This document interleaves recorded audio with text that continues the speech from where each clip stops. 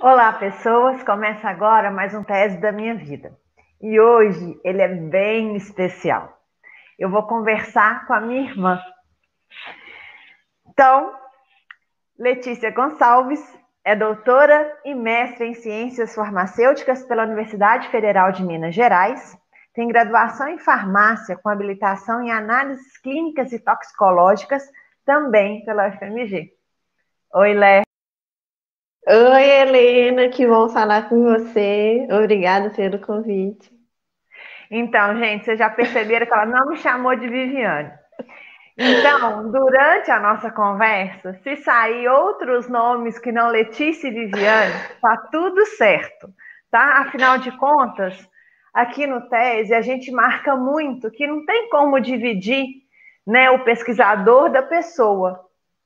Então, é assim que essa conversa vai caminhar. Lé, começando então, conta por que você escolheu farmácia e como que foi a decisão, a experiência até tomar essa decisão e começar o curso? Bom, na verdade, eu não sabia exatamente que eu queria farmácia. É, eu gostava de várias áreas, de artes, gostava um pouco de matemática também, gostava de ciências, mas ao longo dos anos eu fui lapidando melhor esse meu gosto, até que eu percebi que o que eu gostava mesmo era de laboratório.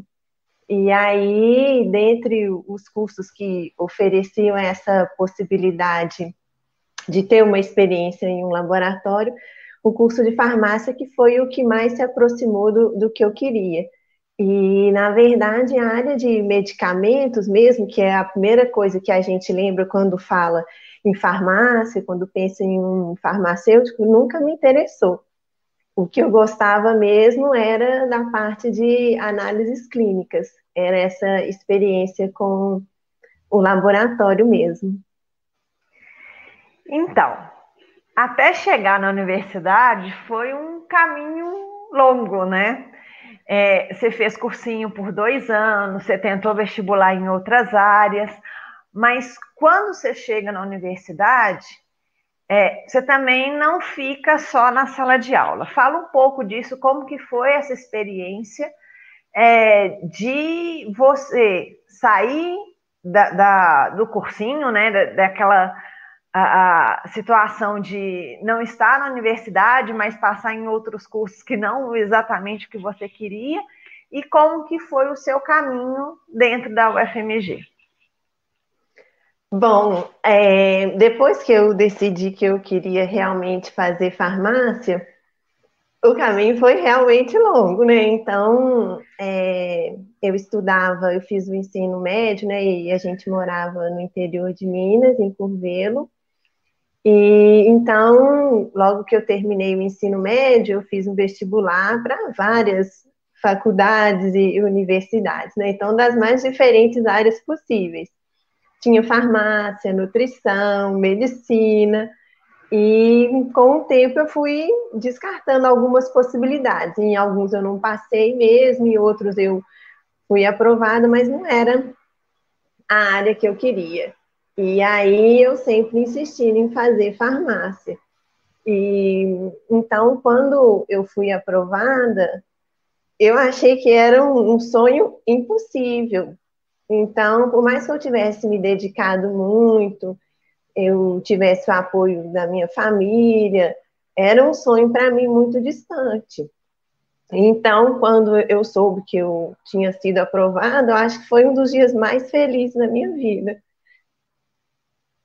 E aí, então, eu decidi que eu queria aproveitar ao máximo tudo que a universidade poderia me oferecer.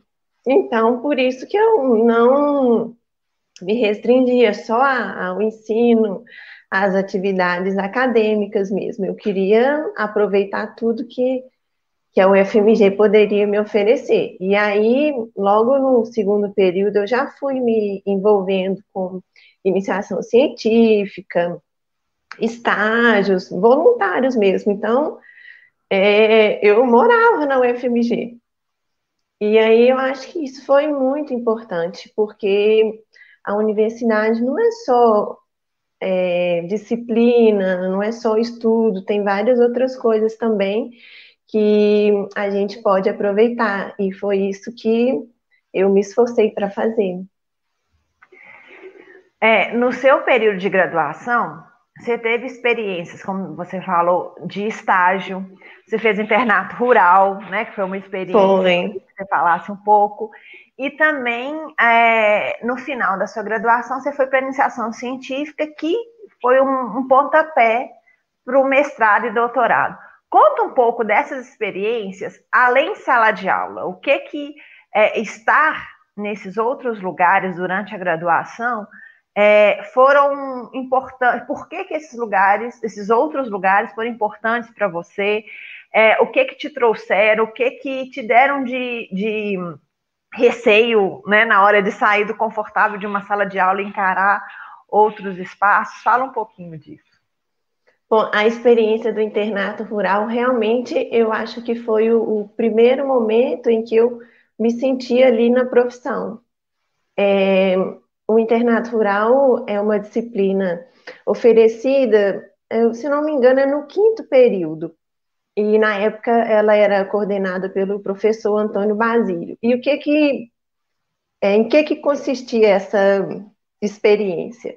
Então, a gente tinha um semestre de preparação para dar palestras, para fazer um levantamento epidemiológico sobre doenças em municípios aqui de Minas Gerais.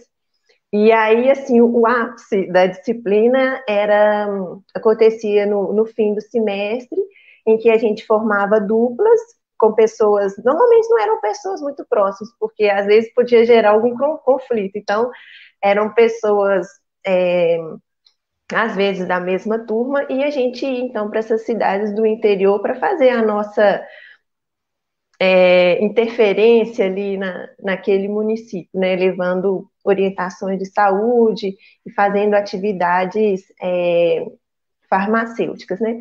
E aí eu fui com coincidentemente, uma amiga minha, a Maria Cecília, a gente foi para o sul de Minas, para a cidade de Delfim Moreira, que fica ali quase na divisa com São Paulo, né, perto de Maria da Fé, Itajubá. Então, o município financiava o nosso deslocamento, estadia, alimentação, tudo ali na cidade, e em contrapartida, a gente contribuía com o município dando essas palestras, fazendo orientações. E eu posso dizer que esse projeto, né, do internato rural, ele meio que iniciou ou que deu uma luz ali para o programa Farmácia de Minas. E então, a gente, depois que finalizava esse período na cidade, que acho que eu fiquei mais ou menos um mês e meio, a gente elaborava um relatório, né, contando todas as experiências. E é claro que a grande experiência, né, profissional ali de farmacêuticos que estavam iniciando, né, nesse caminho foi inesquecível.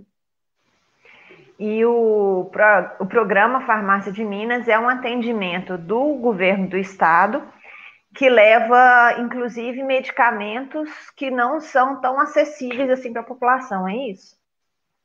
Assim, na verdade, o Farmácia de Minas era como se fosse o farmacêutico ali no centro de saúde para fazer dispensação de medicamentos, organização da farmácia, era a presença do farmacêutico ali naquele estabelecimento de saúde. É o início da relação sua com o SUS, então, né? Foi ali. Vamos continuar, porque tem muita história sua vinculada ao SUS ainda, né? Tá. Aí, você resolve fazer iniciação científica já no fim da sua graduação. O que estar na iniciação científica abre para você as possibilidades? Como que abre essas possibilidades para o mestrado? Bom, na verdade, a iniciação científica eu fui fazendo voluntariamente e ao longo do curso, né? Então, eu transitei pela fitoquímica no departamento de química, parasitologia no ICB, E aí, no ICB, último... Instituto de Ciências Biológicas. Vamos Isso. falar para as pessoas que não conhecem. E aí, então, antes mesmo de eu começar o curso de farmácia, quando eu me interessei pela área de análises clínicas, o que me chamava muito a atenção e que eu ficava super curiosa era para saber como é que eram feitas as contagens de células. Então, eu me lembro que eu tinha muita curiosidade, eu ficava assim admirada, gente, como é que faz um hemograma? Como é que sai? A pessoa sabe quantas hemácias que a outra tem? Como é que conta isso? E aí, então, foi a minha o primeiro contato, a primeira paixão com a hematologia, que é uma disciplina que a gente vê no penúltimo período da graduação. Então, quando eu vi que eu ia ter essa disciplina, que todas essas minhas dúvidas iam ser solucionadas, eu falei, gente, eu quero muito isso. E aí, então, eu procurei a professora Lucy, que era uma das professoras da disciplina, e mostrei meu interesse, que eu queria, de alguma forma, estar ali envolvida naquele laboratório. E aí, então, surgiu a possibilidade de eu fazer a iniciação científica. E a iniciação científica eu estudei a pré-eclâmpsia, a gente fazia um levantamento de alguns índices a partir de prontuários mesmo, não envolvia coletas, assim, era mais informações mesmo. E aí eu desenvolvia parte do trabalho aqui em Belo Horizonte, parte em Betim. A gente tinha um contato de uma pós-graduanda lá, então, que possibilitou essa participação, e aí é claro que foi o início também do meu interesse pela pesquisa, pela pós-graduação. Então, foi ali na iniciação científica que surgiram as ideias para o mestrado e os contatos também. Você começou a falar da pré-eclâmpsia, né? Eu queria que você falasse o que é, né? Porque muita gente pode só ter ouvido falar, em algum momento teve, mas não sabe exatamente do que significa. E aí eu já adianto o que foram as suas temáticas na dissertação e na tese. Na dissertação, inovações metodológicas em hematologia clínica, uso da citometria de fluxo no estudo da ativação plaquetária na pré-eclâmpsia, que a orientadora foi a professora Lucy Dulce, coorientando o professor Olindo Assis Martins Filho, e você teve bolsa da CAPES, e na tese, o ciclo menstrual, avaliação de alterações hematológicas, com orientação também da professora Lucy Dulce, e com orientação da professora Fernanda Freire Campos Nunes, também bolsa CAPES.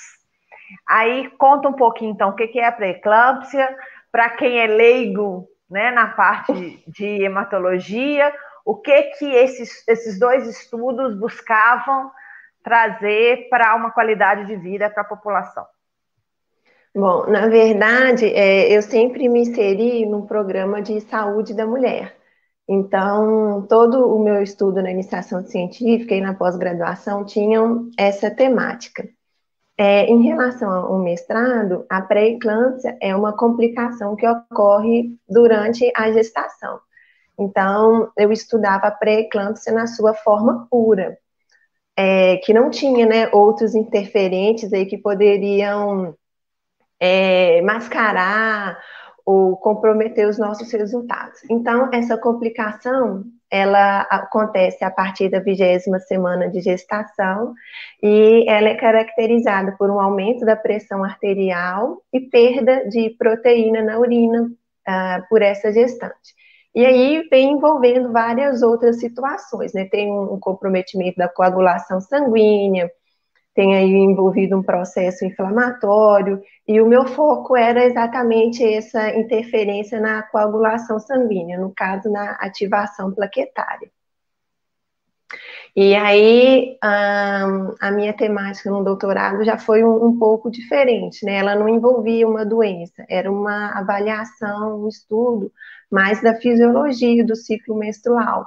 As alterações que aconteciam, né, hormonais, seja por hormônios naturais ou então anticoncepcionais, que iriam, de alguma maneira, ali modificar a ativação das plaquetas e a coagulação sanguínea. Só que para fazer essas pesquisas, você precisou de voluntárias, né? Até para coletar o sangue delas, fazer as análises. E como que foi esse processo? E foi uma história à parte, né? Então, eu tenho vários momentos para poder contar. Vamos começar pelo mestrado. No mestrado, a gente inicialmente tinha a ideia de avaliar plaquetas reticuladas, que são plaquetas jovens. E aí, assim, quase na metade do mestrado, a gente teve que mudar de rumo, porque a técnica estava ficando muito difícil da gente conseguir padronizar, a gente não conseguiu, né, obter aqueles resultados que a gente esperava em relação à performance, digamos assim, daquela técnica. Então, a gente teve que mudar o objeto ali da pesquisa. E para fazer isso, eu tive que padronizar novamente, né, uma técnica, que seria o quê? Definir quanto que eu vou usar disso, quanto que eu vou usar daquilo, fazer aquela receitinha de bolo, né? Então, até que você tenha a receita de bolo pronta, você vai experimentando. E aí houve muitas amostras aí de voluntários, familiares. Eu fui voluntária, gente. E depois, né, que já foi, que eu finalizei, né, a padronização, defini como seria o protocolo, né, para fazer esses experimentos, a gente foi em busca das participantes, né, que seriam essas gestantes. Então, eu tinha um grupo de gestantes com pré-eclâmpsia na sua forma mais grave, mais leve, e um grupo comparativo de gestantes, né, assim, normotensas, sem nenhum problema, e grupo de não gestantes. Bom, então, eu acho que no mestrado eu pude experimentar e vivenciar o que é ser ético, porque eu chegava, a gente tinha um acordo, né, com algumas instituições, né, no caso maternidades. Então, tinha envolvidos aí a maternidade Odete Valadares, a maternidade do Odilon Bellings, a maternidade Udo Brandão da Santa Casa, tinha também a maternidade do Hospital Regional de Betim, e aí nós montamos uma equipe que fazia um rodízio, né, nessas maternidades, e a gente ia lá em busca dessas participantes, no caso, né, das gestantes com pré-eclâmpsia. E aí, então, eu chegava lá, verificava o prontuário, via se tinha alguma gestante ali que atendesse a todos os meus critérios de inclusão e de exclusão e tudo, e aí eu ia até elas. Então, assim, essas participantes, se o critério era muito muito restrito, então assim, era bem difícil de conseguir encontrar essas participantes. E aí depois que eu, né, essa participante pode entrar, tá tudo certo, não tem nenhum problema. Aí eu ia até elas. E aí quando eu chegava, era muito forte, porque eu encontrava ali uma mulher que estava esperando seu filho, né, grávida, numa situação bastante delicada, é, ali fragilizada, né, sem saber qual que ia ser ali o desfecho daquela história. E eu, conhecendo a doença, conhecendo as consequências, eu sabia que o desfecho podia ser trágico. E aí, então, eu ia até elas, explicava o meu trabalho sobre a minha pesquisa e perguntava se ela queria participar. E aí, assim, eu dava os meus argumentos, claro, que eu também precisava concluir o meu trabalho, mas eu não insistia, porque eu não estava, né, nesse papel de insistir com uma pessoa para participar, né, sabendo de toda a situação que ela se encontrava. Então eu perguntava e, felizmente, eu tinha uma lábia muito boa, né? De todas essas participantes, eu me lembro que só uma disse, ah, não, prefiro não. Então, ali eu soube o que era ser ético, né? O limite que existe entre você desenvolver a pesquisa e respeitar a pessoa que está ali contribuindo voluntariamente por ela. E você falou que, sabendo como a eclâmpsia e a pré-eclâmpsia, né, se desenvolvem, o que seria quais seriam essas consequências? Bom, sabe aquela cena de novela que o pai precisa escolher entre a esposa e o filho? É esse o desfecho trágico da história. Então, essa mulher, ela tem complicações com a pressão alterada, ela pode evoluir para quadros neurológicos, complicações renais, hepáticas, né? E aí, por causa disso, é feito um parto de urgência, né? Assim, de emergência. E como é um parto, às vezes, prematuro, o bebê, então, ele também corre risco. Fortes emoções. Foi difícil. Então, mas aí, você chega ao doutorado, né? Conclui a pesquisa de mestrado, chega ao doutorado, só que durante o doutorado, você não se dedica 100% a ele como foi no mestrado, né? Tanto que sua bolsa ela é interrompida num determinado momento porque você assume outras funções. Você foi docente, né, professora substituta numa universidade federal e depois foi chamada no concurso da Prefeitura de Belo Horizonte. Eu queria que você falasse sobre isso, porque aí você virando docente, professora, e não só aluna, e ao mesmo tempo colocando em prática, né, no dia a dia, no trabalho de atendimento à população num laboratório, como, né, era o seu desejo desde o início, esses conhecimentos que vieram acumulados ao longo da sua formação. Fala um pouco disso. Bom, logo que eu terminei o mestrado, eu acho que não é uma exclusividade minha, né? Todo mundo que termina o mestrado quer colocar em prática, né, esse potencial docente que ele foi desenvolvendo, né? Então, quando eu terminei o mestrado, eu já fui buscando coisas que eu pudesse praticar, exercitar a pesquisa e também essa experiência na docência. Então, logo que eu terminei, eu comecei a dar aulas. Então, eu comecei com um curso de pós-graduação em Teófilo Otoni, que eu ia aos fins de semana. E aí eu fui procurando lugares que eu pudesse selecionar. Aí eu dei aula aqui também num curso de pós-graduação, numa universidade particular. E aí surgiu a oportunidade de eu participar desse processo seletivo, né, desse concurso para professora substituta, na Universidade de São João del Rei, no campus de Divinópolis. E aí, assim, tem que aproveitar essa oportunidade também. E aí, então, eu fui aprovada e, coincidentemente, né, na mesma época que saiu a minha aprovação no concurso, saiu a minha aprovação no doutorado também. Eu falei, bom, tem que fazer as duas coisas. E aí, eu tive que conciliar esses dois momentos, né? O doutorado ainda estava bem no início, então era parte de disciplinas, alguma parte de experimento, ainda não estava assim totalmente imergida ali no doutorado, né? Mas aí, depois que eu terminei o meu contrato em São João del Rei, que foi uma experiência, assim, muito importante, eu senti, assim, como era ter autonomia para decidir, escolher assuntos, elaborar trabalhos e avaliações.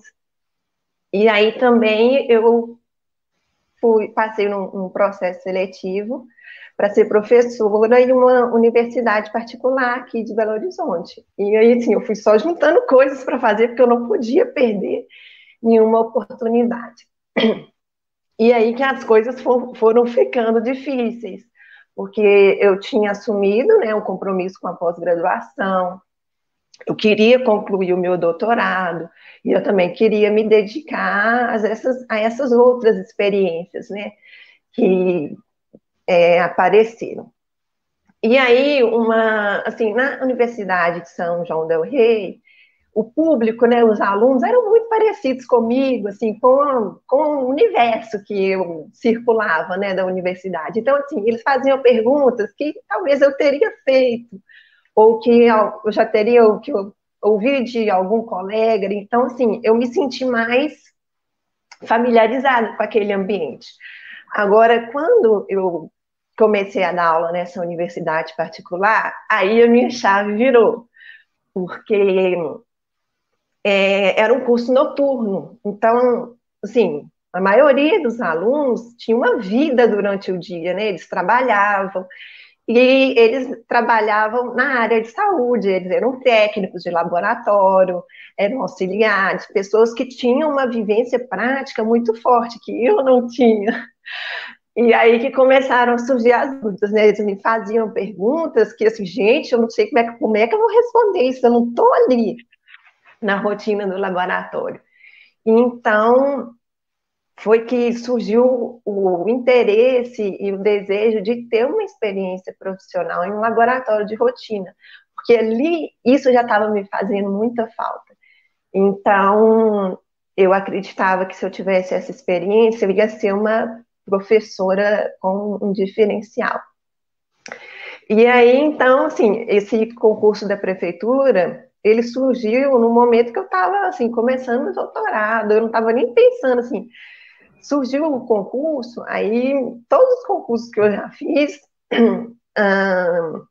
eu tive ali um incentivo muito grande da minha mãe. Falei, faz, depois você decide se é um lugar bom, se você vai gostar, faz, depois você decide, depois você passar, você decide. E foi isso que eu fiz. E aí, então, eu fiz o concurso para a prefeitura, eram, assim, 2 vagas, não tinha, assim, chance zero de eu passar, né? E aí eu me lembro que a Karina, minha amiga, falou assim, Letícia, tem um concurso para farmacêutica da prefeitura, são 40 vagas, você vai fazer esse para análises clínicas, que são 2, você tá louca? Eu falei, não, eu quero esse, se não for assim, não vou nem fazer. E aí fiz. E assim, como eu não fiquei nos primeiros lugares, eu esqueci daquilo, nem estava lembrando mais. E aí, alguns anos depois, que eu fui nomeada, e aí, então, aquela experiência profissional da rotina que eu achava que seria tão importante para mim, foi possível. E aí, é, é claro que sair de um lugar que você se sente confortável, né, como era ali na faculdade de farmácia, pessoas conhecidas, um ambiente que você já circulava, né, por muito tempo, e cair de paraquedas num laboratório de rotina que você, assim, é lógico que eu não entendia as coisas que estavam acontecendo, mas eu não entendia a dinâmica daquilo, né? Então, até encontrar o meu lugar lá, levou um tempo. Então, eu lembro que quando saiu a data, né, que eu tinha que me apresentar ali no laboratório, eu fiquei pensando, gente, será que eu vou? Ai, meu Deus, que medo! E aí eu fui super bem recebida, então eu lembro que eu olhava assim, o laboratório, as coisas funcionavam assim, como se fosse uma orquestra. Cada um tinha a sua função. Um ficava lavando as vidrarias, o material, colhia amostras de sangue, processava. E eu, assim, habituada a fazer tudo aquilo sozinha, eu fiquei assim meio sem saber como é que eu ia me inserir ali. E posso dizer que eu consegui entender onde que eu podia me inserir e, sem dúvida, é um lugar que eu gosto muito de trabalhar e é uma experiência que me deixa muito feliz. E é claro que conciliar tudo isso, né, com o doutorado aí em curso foi bem complicado, porque a minha nomeação, né, aconteceu quando eu estava no segundo ano do doutorado. Eu estava prestes a fazer a minha qualificação quando saiu a minha nomeação. Então, eram 2 oportunidades que eu não podia deixar passar. E aí foi quando eu precisei me desligar da bolsa, né, que eu tinha na pós-graduação, e eu não podia desligar do meu compromisso que eu tinha feito comigo, com a universidade, né, com a minha orientadora também. Pois é. Aí, anos depois, né, que você defende em 2016 seu doutorado, com isso tudo Foi. junto, você fica sabendo que o seu experimento, que a sua metodologia no doutorado está ganhando perninhas pelo país.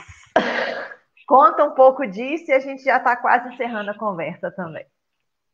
Bem, foi uma agradável surpresa, né? Assim, desde 2016, quando eu defendi, depois eu publiquei o artigo referente, né, à minha tese, concluí todos os meus compromissos que eu tinha assumido com a universidade, eu fui, né, viver outras coisas.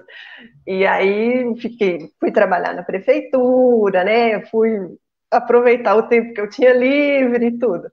E aí, esse ano, eu recebo uma mensagem, né, do meu ex-orientador falando que ele tinha um contato, né, com pesquisadores do norte do país, de Manaus, de Porto Velho, que ficaram sabendo dessa minha tese, né, a respeito da metodologia que eu utilizava, né, a citometria de fluxo, e eles tinham interesse em conversar comigo, porque existia a possibilidade de implantar, né, essa metodologia, né, essa técnica de avaliação de plaquetas de ativação plaquetária em Porto Velho.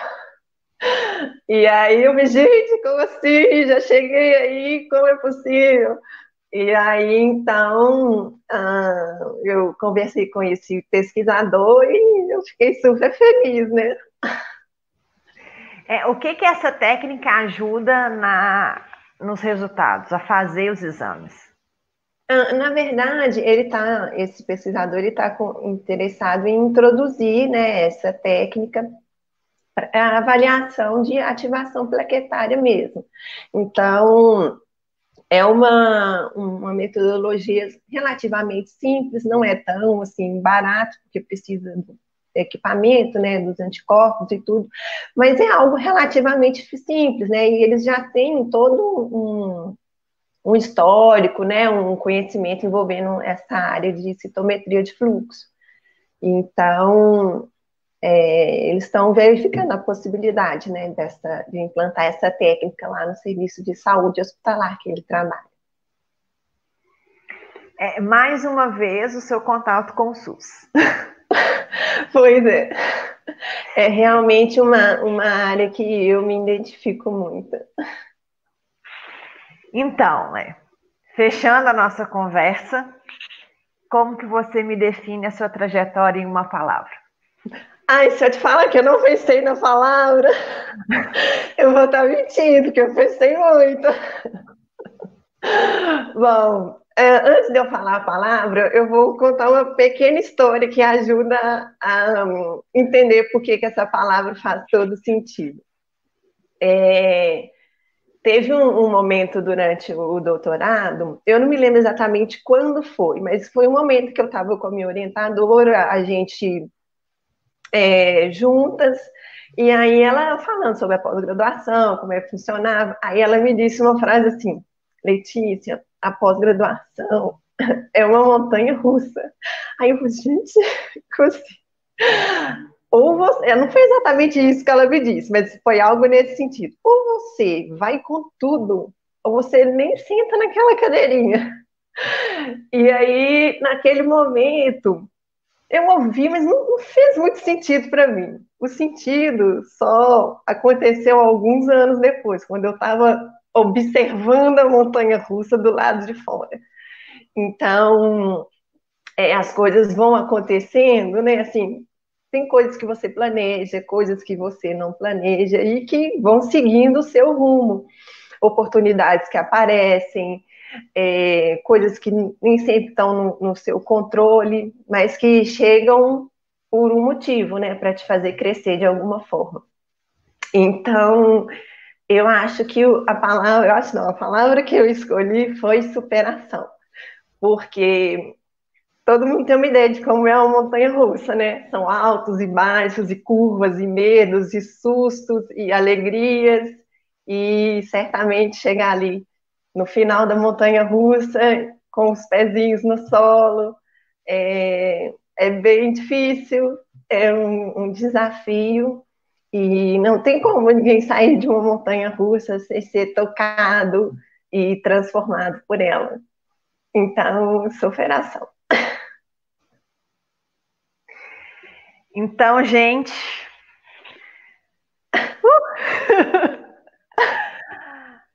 Lé, obrigada por dividir um pouquinho da história aqui. Tem uma pessoa que você não mencionou, mas eu acho que quando assistir essa fala vai pensar muito sobre isso, que é o Leonardo Fuscaldi. Pois é, claro, Leonardo, o meu parceiro da vida, né? A gente se conheceu no primeiro período de faculdade, assim, se apaixonou um pelo outro e seguimos a vida aí, 15 anos de parcerias e, sem dúvida, ele foi um porto seguro para mim. Eu costumo dizer, e eu percebi, assim, juntando as histórias e formulando as coisas para participar do tese da minha vida, que a minha tese, principalmente, né, que é o que está mais recente, ela foi escrita a várias mãos. Então, tem amigos, tem familiares, pessoas próximas, todo mundo contribuiu para que esse meu trabalho e esse meu caminho fosse trilhado dessa forma. Mas o que eu ia falar, né, citando o Léo, é que a gente sempre tem pessoas por perto, né, que começam com a gente, seja na graduação, seja na pós, e que seguem essa vida, né, com a gente, fazendo justamente essa não separação de quem pesquisa e a pessoa, né, o pesquisador e a pessoa. Então, acompanhando a sua história, né, mais do que só entrevistando você aqui hoje, eu acho que o Léo tem esse papel muito próximo, muito significativo, né? Então, eu acho que ele não poderia ficar sem ser citado. Não. E eu te agradeço por você dividir um pouco da sua história aqui. Segurei, gente. Seguramos. Mas é isso. A gente termina o último tese da minha vida desse ano, dessa forma super especial. Eu agradeço por vocês nos acompanharem aqui no Tese, nas 18 entrevistas, essa é a 18ª. E ano que vem a gente volta com mais histórias, com mais conversas boas. E eu espero que vocês também continuem a mandar sugestões, a mandar comentários, a oferecer para vir conversar comigo. E é aí que a gente constrói o tese da minha vida. Tá? Bom fim de ano para todo mundo, nesse ano tão pesado e tão difícil. Beijo e a gente se vê em 2021. Até mais.